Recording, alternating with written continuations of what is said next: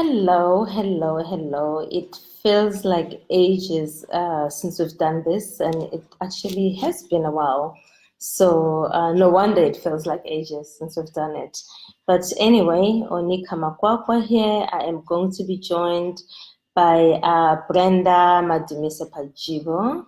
And this is our usual. We try to keep it at every Thursday, but sometimes life happens, work happens, travel happens, and stuff happens. And so it doesn't happen as consistently as it needs to, but we promise you that we will continue to work at improving at least that consistency to make sure that every Thursday we connect with all of you here and are able to just kind of reflect on the happenings of the past week and also just plan out loud with all of you with regards to preparing ourselves for the next week. Something is happening in my house. I'm sure you heard that noise. So let me step away. All is good. I'm back. Apologies again about that. That's what happens when you have kids in the house. We had some really loud sliding door sound that sounded like somebody was busting through the sliding door. But it's just my clumsy little preteen who is very left-handed. And as you all can imagine, we live in a very right-handed world. So sometimes just the little intricacies of finessing opening a sliding door with her left hand just doesn't always correspond to her own brain function around her left-handedness. So anyway, that's what that was. Sorry for the slight interruption there. I am waiting for Brenda. So if you are with Brenda or she's on your post and liking stuff and commenting on stuff, please tell her we are here waiting for her. She needs to come and chat with us. Okay, she's on my WhatsApp. Why is she on my WhatsApp? I don't know. Live now. So anyway, waiting for Brenda again. We are going to be talking about the justice for Naledi. This is the young woman who was found killed in Velkom. Some of you may be aware that the suspect who is currently under custody for killing Naledi is appearing in court on the 14th, which is next Friday of June, in what I believe is a bail hearing. Brenda is here, and we are going to quickly send her. Why am I not receiving an option to invite you? I am not sure, Brenda. Okay, I don't like this at all. Brenda, you are not in a connection that allows me to bring you on the call. So I'm really sorry to do this. I'm going to stop this video and start it from a mobile phone, which usually works a lot faster than trying to use a laptop. So hang tight, sorry about that. We will start again just momentarily.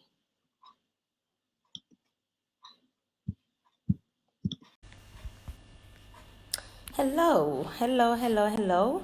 I'm hoping Brenda will join us just shortly.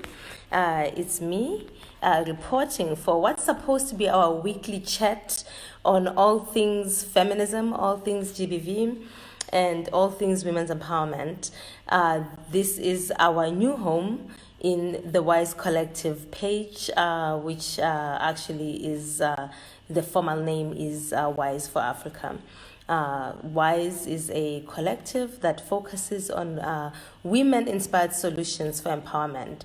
So what we are basically saying is that we are done talking about problems. Yes, they are still important for us to understand analyze, do the research, and just really be informed about what's happening, especially in the space of gender-based violence and femicide. But also, it is equally important for us to be part of the solutions that are being created to address this. But also, I think it's a realization that it's going to also take us to resolve this, because if society and or men had a plan, I'm quite sure we would have the solutions by now. So we are not just satisfied in knowing and understanding and being able to be articulate about what the challenges are around these GBV and other issues of gender inequality. But we are just equally passionate, excuse me, about making sure that we advance solutions that are inspired by women themselves, because they know best also in terms of how to change their situations. So we're going to just give it a few minutes.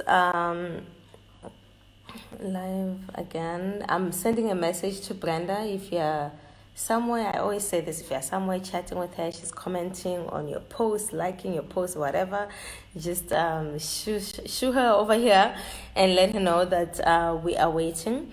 We are going to talk about the justice for Naledi, as well as just in general this crisis around GBV and femicide.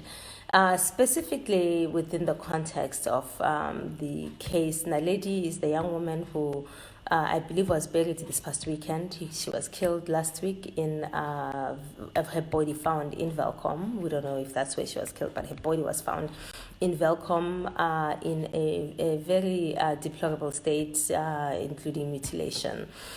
And so Justice for Naledi, the young man who is under custody, I believe he is about 19 years old, who is currently under custody for being the accused in Naledi's murder, is appearing in court on 14th of June, which is the following Friday, next Friday, about a week from today. And we hope that many of you who are in the area will actually turn out to support in this case. I think it's really important for us to set a precedence where these kinds of cases don't even, have a chance for bail, because this is clearly, someone who could do such a thing is clearly someone who is violent, and we need to make sure that they are put away for a really long time, if not. I'm adding Brenda right now. I see she's watching, but I'm able to add her. There she is. Awesome. Yeah. Awesome. Hey, how are you? All right, and you? I'm good. I'm good. Just Yeah. briefly giving a background about the Naledi case, and Yes, yeah. you know a little bit more about what's happening a week from today, but just kind of give us a bit of a background with regards to who Naledi is, and why are we even talking about her.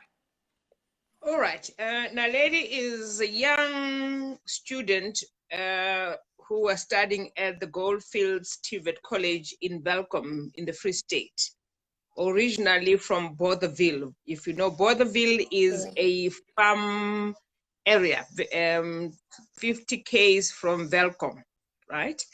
Velcom has got couple of TVET colleges and a Central University of Technology, where a lot of young South African women and men who live around the surrounding areas in the Free State can register in those colleges, right? Yes. So she was one of those who was registered in one of the colleges and studying and accommodated in Velcom. Okay. Yeah. And Naledi, like many, find themselves in areas where they have to look for accommodation. Yeah. because these places of education do not offer accommodation, right? The lady was brutally murdered over the past week, allegedly by a boyfriend, a 19-year-old Obed Leshoro. And as of today, I mean, I've been following this case and trying to ensure that she gets justice, her family gets justice, and many other women in this country get justice. Yeah. We have established a number of facts that I might not be able to share with now, as we try. Understandable. Yeah, as we try and make sure that we don't compromise the evidence that is being pulled by the police.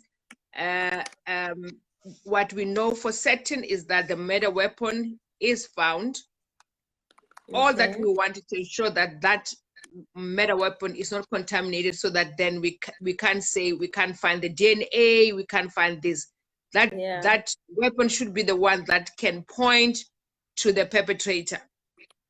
Yep. What I have been advised as of this morning is that the young man, this Obed thing, Naledi, right? And the father to Obed knew that they were dating. So when this whole news came out that Naledi has been murdered, the father of Obed took it upon himself to hand over his son, right? Oh, wow. Okay. Yeah. However, he handed over his son with no proof of whether he did it or not done it, right? Okay. This is what the police are busy with, the investigations, right? Okay. The matter comes before the magistrate court on the 14th of June. Okay. And on the 14th of June, Obed is applying for bail, right? Okay. Yeah. We have taken a principal stance that no bail to the perpetrator, right? Okay. It's a principal decision, no bail, right? Yeah. Especially in the light of how gruesome and brutal this killing was, right? Yeah. We will hear for the first time when Obed appears and applies for bail, and he needs to put facts before the magistrate, right? And we will hear whether he is the correct perpetrator charged with this murder or not, right? And we, as Wise Africa Collective, have applied to the magistrate court to have a watch his proceedings. So I can safely say to you that this morning I confirmed with okay, I think we lost just a minute. Your network was freezing. I've confirmed with the correspondent lawyer in the Free State.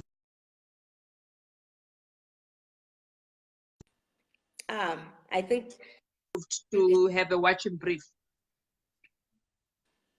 Okay, so Brenda, we lost your connection there a little bit. Your phone was frozen, I think. So if you could repeat what position and role. Sorry? Okay. So if you could just repeat quickly what position and role the Wise Collective will be playing. Your phone froze there for a minute. All right, so we've applied to have a watching brief. A watching brief is to observe the proceedings so that we if there's any prospects of an appeal, we can appeal because we have been observing how the proceedings were conducted throughout the trial, right? So that's what we have applied for in this case, right? And I think it's been wise for us to do so because there are intricacies in it as far as this case is concerned that have been given the information on since this morning. Yeah. Okay, great. So there you have it. You know, I think in the earlier video that I attempted to try, I attempted to talk about who and what Wise is. And we are obviously women-led, women-owned collective that stands for women-inspired solutions for empowerment. And so while, you know, we all come to this space very passionate about ending gender-based violence and femicide and other related gender inequality issues, we also do understand that it's now time for us to advance solutions for addressing this. It's great that we understand the problem and can analyze it and talk about it to the eons. But I think now we have an opportunity to really begin to demonstrate and take the action steps that we would like to see more of. So WISE actually joining to be an official observer of how this trial proceeds is really important, because at some point we have got to change how these cases, the outcome of these cases, right? We've seen from perpetrators who walk away with 2,000 rand bail or even less than that, or some who just kind of, you know, just never actually see a day in court, or the perpetual postponement of cases where, you know, victims are not even, you know, updated about where the case stands now. So what is it that we're hoping, you know, in addition to being able to observe the process and hopefully be able to request an appeal if there is a need for that, what kind of precedents, though, do you think this sets in terms of having a civil society entity joining the court to take on this and I think it's opportunity? Go ahead. Yeah, I think it's an opportunity that it should be exploited by all of us who are in this space, whether it's violence or whether it's situations where women are being bullied or discriminated against in the workplace or anywhere else.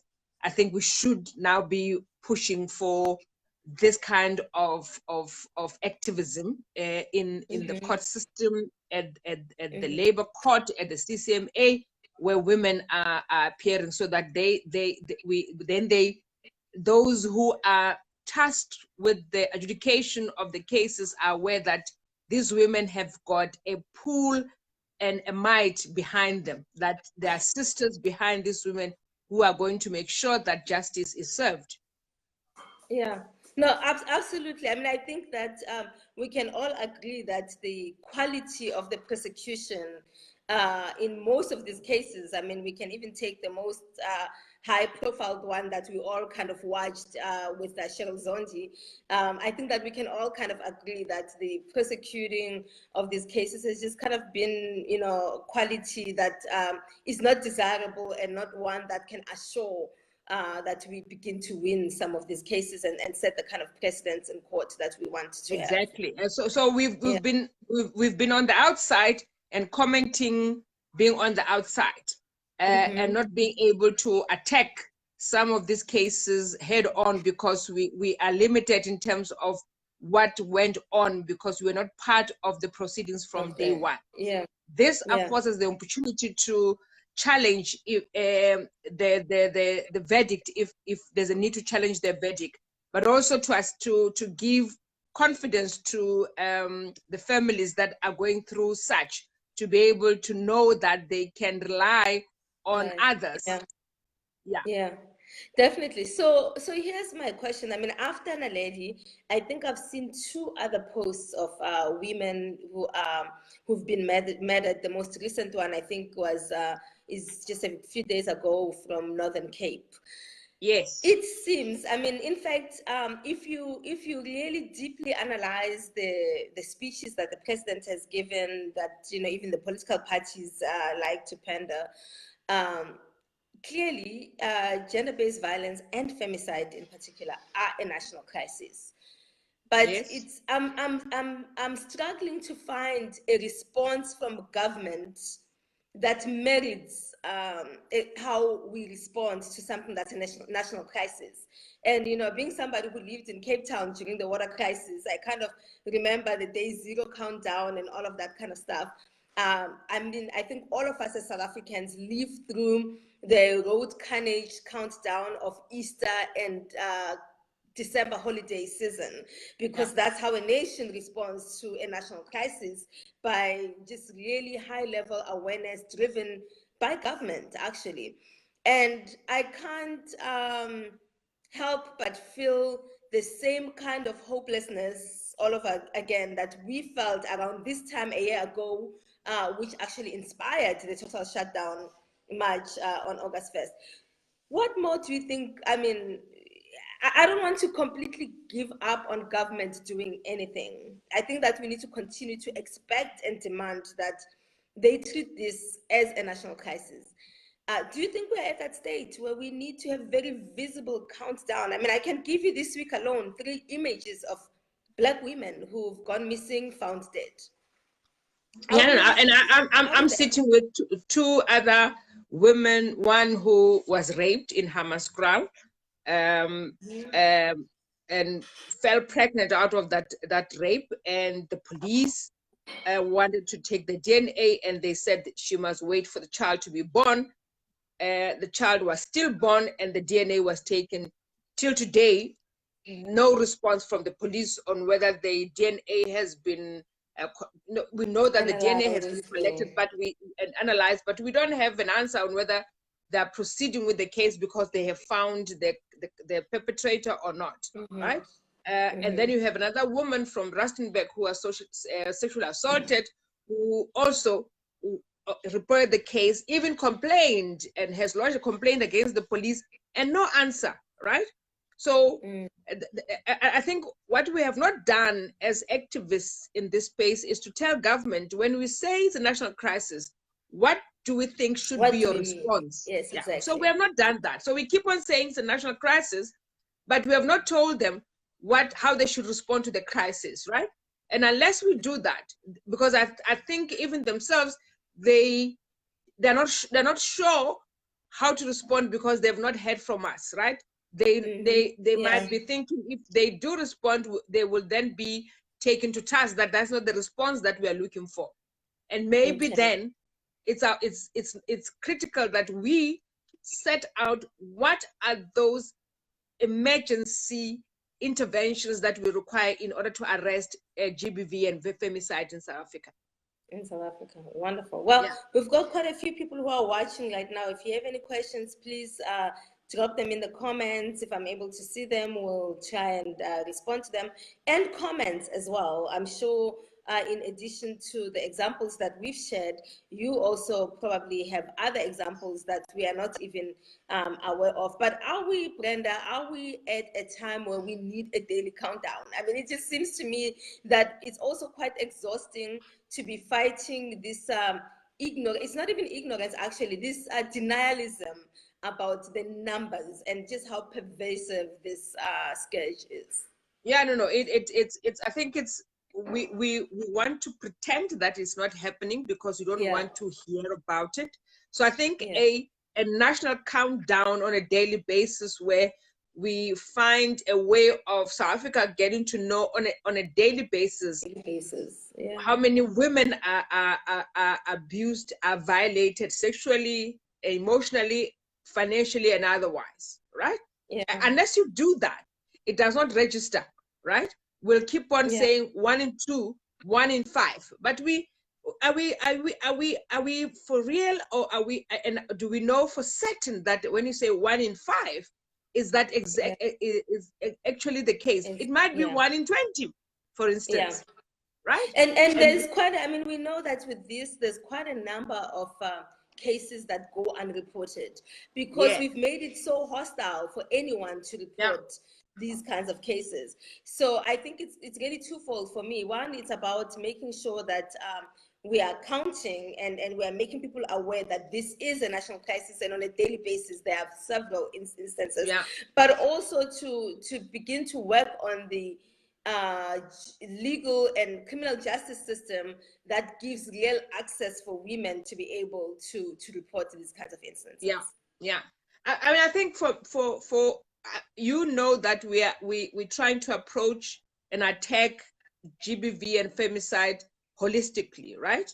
And paramount is prevention. So all of us should be preoccupied with preventing it, right? Yeah. Yes, And what are the definitely. steps and measures that should be in place to prevent it? Yeah. In the event that we fail, there's a slip, one person, we failed to prevent it, and they they find themselves raped or killed or assaulted. Yeah. What is available for those Yes. And individuals, how do they right? access the criminal justice And system how as do they well? access? Yeah. And so it's on the whole victim support, care and support and access of facilities to cater for when that has happened. So and for me, those two are critical in literally dismantling and eradicating GBV and femicide. And when we talk prevention and we say it's holistic, we're looking at the structural issues that facilitate that violence against women happens in the manner that it does in this country. The economy, for instance, it lends itself to that. This economy, in the way it's structured, right? Because it leads to a lot of women being poor and being subjected to inhumane treatment. Yeah. And so it's a holistic approach. You can't keep on looking at this thing in isolation. Well, I've always said poverty is violent. I mean, I think that, for most of us who grew up in townships and even more remote places, we are very clear about just the kind of violence that's bred through poverty. And it shouldn't be a surprise that there is definitely a link between the financial conditions and gender-based violence as well. Yeah. So and it's actually scary, I think, now on a week when we've posted our worst GDP numbers. The rand is tanking slowly. Nobody's talking about it though. People are beefing about the Reserve Bank or whatever that is. And, petrol prices go up. Literally, I mean, all this happens within a 24-hour period. 24-hour period, and you have seen, I think, Volkswagen or Ford is about to retrench close to 4,000 employees. Standard Bank is closing down a number of branches. So this economy is hemorrhaging, right? Yeah. So you're going to have a huge number of young men sitting idling, right? And young women as well. And then young women who are going to be idling, right? And the chances of violence happening are very high. Yeah. Right? Yeah. Because we are all frustrated because you don't feel that you matter. Your self-esteem, your self-confidence is taken away because you can't be productive, right? Yeah. Because the economy cannot absorb you. You can't fend for yourself. You can't fend for your family, and you take your frustrations on the very same family. So this is very serious for this country, and we can't continue to ignore it or even joke about it. Yeah, definitely. Wow. Okay, great. So just before we wrap this up, just give us some details again. So let's close out with that of what's happening on Friday the 14th for those who are in the Welkom area, so that they are able to know how to come out and support the court proceedings. Yeah, the court proceedings, we in Welkom on the 14th, we will all converge and meet at 8 o'clock at the magistrate court. I've been told that we will be in court B. If you know the Welkom magistrate court, and that's my hometown, by the way. That I think that's why I'm taking because I know what's going on in that hometown, and it is very close to home. So we'll be there. Those of you who can join us who are in the surrounding area, like Odendaalsrez, Virginia, Henneman, Kronstadt, Tennyson, you are more than welcome to join us as we send a message to the law enforcement, especially the prosecution and magistrate, that this must be attended to with urgency, right? We don't expect